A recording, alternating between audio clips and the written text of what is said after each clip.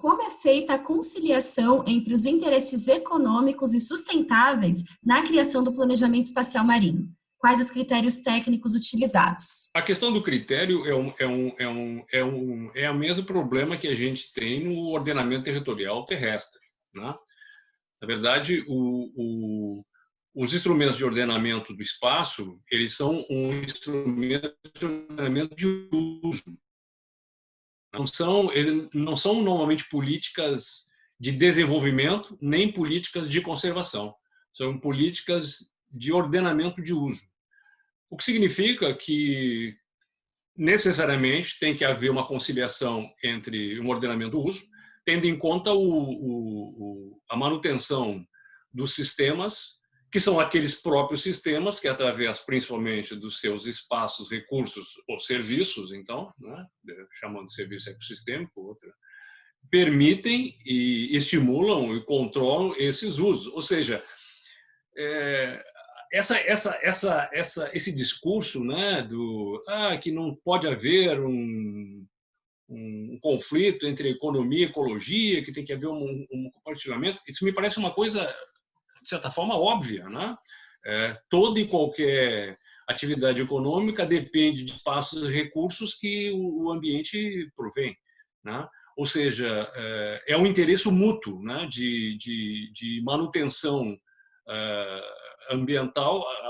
A economia depende da manutenção, e isso não está claramente na concepção de várias pessoas, de um lado quanto do outro, mas o próprio conceito do serviço ecossistêmico, que é usado com bastante intensidade nessa questão do planejamento, ele só existe porque ele faz a conexão entre ecologia e economia, né? O conceito de serviço ecossistêmico é um conceito muitas vezes chamado de antropocêntrico, e é antropocêntrico de fato, porque ele entende um benefício social de uma natureza e a necessidade de planejar o uso para a manutenção daquele serviço e, portanto, do benefício social.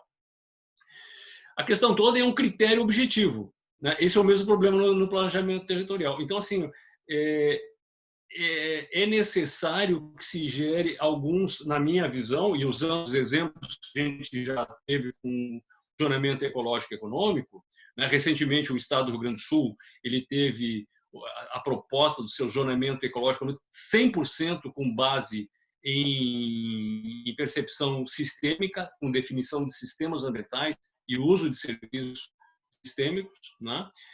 No sentido de que se tratou, no caso do zoneamento, qual é o potencial ambiental, ou seja, a capacidade daquele ambiente de gerar serviços, né? E esse potencial pode ser medido numa escala Likert, por exemplo, de 1 a 5, simplificando o processo, que é um processo bem mais complicado, mas, enfim, leva a isso, a uma escala de potencial. E, por outro lado, um potencial econômico, que é a demanda econômica, a pressão econômica, né, a tendência econômica, usar essas ofertas de serviços que pode também ter algo escalonado, digamos de 0 a 5, de 0 a 10, ou o que seja.